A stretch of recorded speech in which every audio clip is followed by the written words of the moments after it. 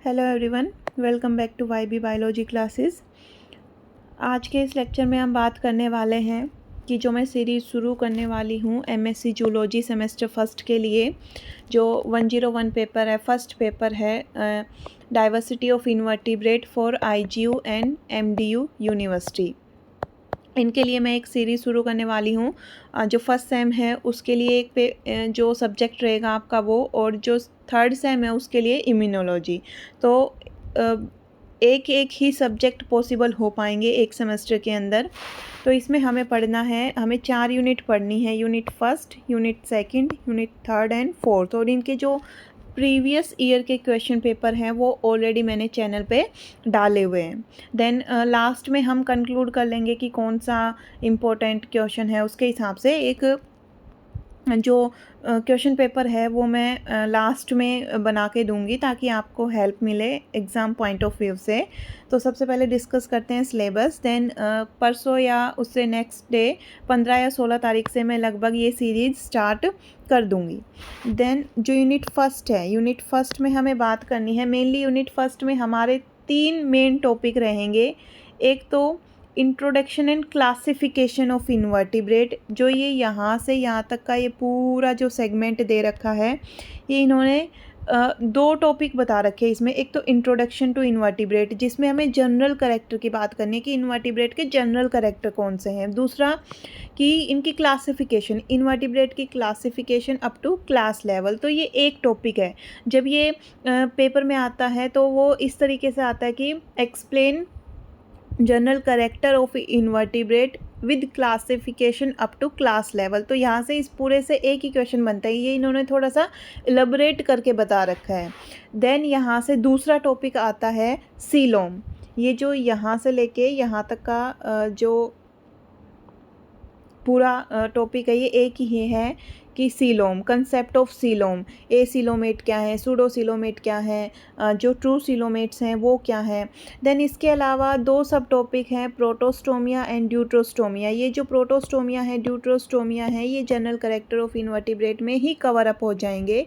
Then जो third important topic है वो है metamerism, pseudo metamerism and main है मेटामेरिज्म इन एनेलिडा। इसकी भी अलग अलग थ्योरीज हैं। तो 3 मेन टॉपिक रहेंगे।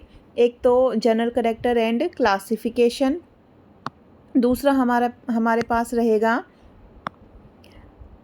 सीलोम, और तीसरा हमारे पास रहेगा मेटामेरिज्म। तो जनरली हम क्या करते हैं कि बच्चे जो 3 टॉपिक हैं, इन 3 टॉपिक में से 2 टॉपिक बड़े अच्छे से प्रिपेयर कर लेंगे, जनरली मेटामेरिज्म का और सीलोम का। और जो ये जनरल कैरेक्टर एंड क्लासिफिकेशन है, ये सिर्फ एक बार इसकी रीडिंग लगा सकते हैं कि बाय द वे दोनों क्वेश्चन फर्स्ट यूनिट में से इसी पे बन जाएं तो कोई दिक्कत ना हो, वरना हर बार एक क्वेश्चन यहाँ से पक्का आता है सीलोम एंड मेटामेरिज्म से, तो कोई दिक्कत नहीं होने वाली है। ये मैं अच्छे से करवाऊंगी, और ये थोड़ा सा मैंने ऑलरेडी चैनल पे इसके बारे में डाला हुआ है, फिर भी मैं इसे दोबारा करवाने की कोशिश करूंगी। देन हम बात करें यूनिट सेकंड के बारे में। यूनिट सेकंड के अंदर कुछ 3-4 टॉपिक रहने वाले हैं जिनके सब टॉपिक दे रखे। जैसे पहला रहेगा लोकोमोशन रहेगा, दूसरा रहेगा न्यूट्रिशन एंड डाइजेशन, मतलब कि फीडिंग के बारे में, और तीसरा रहेगा रेस्पिरेशन के बारे में। तो यहाँ पे भी 3 टॉपिक होने वाले हैं। आप पहली यूनिट की तरह कर सकते हैं कि 2 बड़े अच्छे से और एक ठीक ठाक। मैं तो तीनों ही ढंग से करवाऊंगी, बाकी आपकी मर्जी, आप कौन से टॉपिक को किस तरीके से करना चाहते हैं। जो लोकोमोशन है उसमें से स्पेसिफाई कर रखा है कि जो फ्लेजिलर एंड सीलियरी मूवमेंट है in case of protozoa. Coelenterata के अंदर हमें जो हाइड्रोलिक मूवमेंट है उसके बारे में बात करनी है, हाइड्रोलिक मूवमेंट इन सीलेंट्रेटा।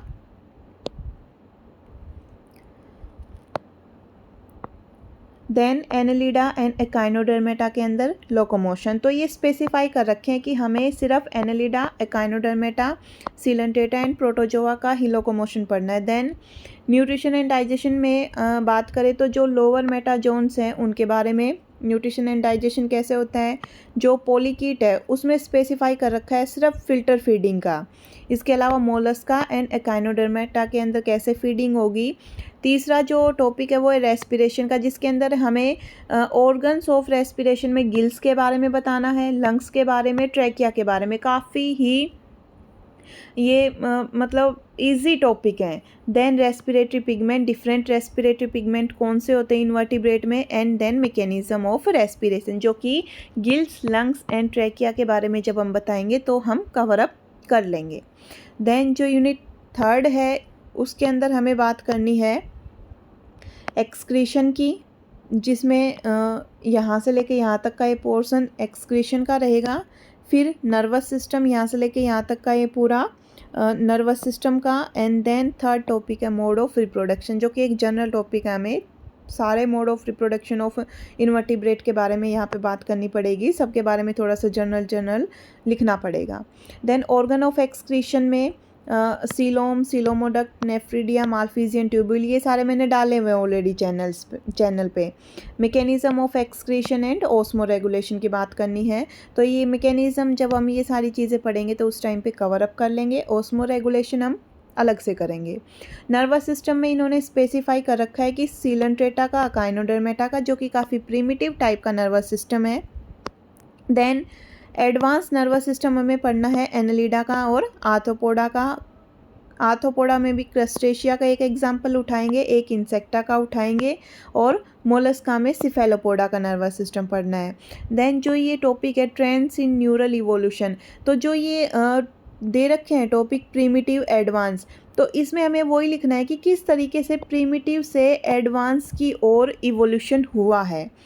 कहने का मतलब यहाँ से लेके यहाँ तक जो भी टॉपिक पढ़ेंगे उनका कंक्लूजन इसमें हमें ड्रॉ करना है। देन मोड ऑफ रिप्रोडक्शन, सभी इन्वर्टिब्रेट के रिप्रोडक्शन के बारे में हमें बात करनी है कि कैसे कैसे कौन कौन से स्ट्रक्चर प्रेजेंट होते हैं। देन यूनिट 4 के बारे में अगर हम बात करें तो जो यूनिट 4 है वो मतलब थोड़ी सी बहुत सारे टॉपिक को कवर अप कर रही है, जैसे कि इन्वर्टिब्रेट के लार्वा, जितने भी फ्री लिविंग इन्वर्टिब्रेट के लार्वा हैं उनके बारे में हमें बात करनी है। दूसरा टॉपिक रहेगा कंजर्वेशन ऑफ इन्वर्टिब्रेट, काफ़ी छोटा सा टॉपिक है, एग्ज़ाम पॉइंट ऑफ व्यू से इतना लेस इम्पोर्टेंट है। जो पिछले 2-3 साल के क्वेश्चन पेपर मैंने देखे हैं, स्टडी किए हैं, ऑब्ज़र्व किए हैं, उसके हिसाब से ये काफ़ी लेस इम्पोर्टेंट टॉपिक है।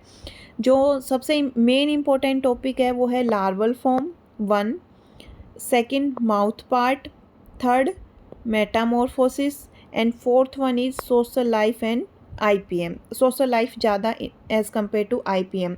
तो जो यूनिट 4 है इसके अंदर बहुत सारे ऐसे टॉपिक है जो कि इम्पोर्टेंट है। एक बार मैं जो लेस इम्पोर्टेंट टॉपिक है उनके बारे में बता दूं कि एक तो कंजर्वेशन ऑफ इन्वर्टिब्रेट, ये थोड़ा लेस इम्पोर्टेंट है। इंट्रोडक्शन टू इंसेक्ट, और ये वाला ये थोड़े से लेस इम्पोर्टेंट टॉपिक हैं। और मोस्ट इम्पोर्टेंट है larval form 1, mouth part 2, Metamorphosis 3, social life 4 and IPM 5। ये मोस्ट इम्पोर्टेंट है। इसमें भी देखो 1, 2 एंड 3 कोई भी 2 कर लीजिए, 1, 2 एंड 3 कोई भी अच्छे से पक्के 2, एक कम, 1, 2 एंड 3, 3 में से कोई भी 2 अच्छे से और एक कम। तो अगर आप पिछले साल के जो 2-3 साल के क्वेश्चन पेपर्स हैं, जैसे 2021 का है, 22 का है, 23 का है, ऑलमोस्ट ये मैंने चैनल पे डाले हुए हैं। तो आप जब इनकी स्टडी करेंगे तो आप देखेंगे कि जो पैटर्न मैंने बताया है वो ही पैटर्न हर बार फॉलो होता आ रहा है। जैसे जो मेटामॉर्फोसिस इन इंसेक्ट है वो काफ़ी इम्पोर्टेंट टॉपिक है, और इसके अलावा इसमें ये हार्मोनल कंट्रोल भी इंक्लूडेड है, और माउथ पार्ट भी काफ़ी इम्पोर्टेंट टॉपिक है। तो जो चीज़ें इम्पोर्टेंट रहेंगी वो मैं साथ के साथ आपको बताती जाऊंगी।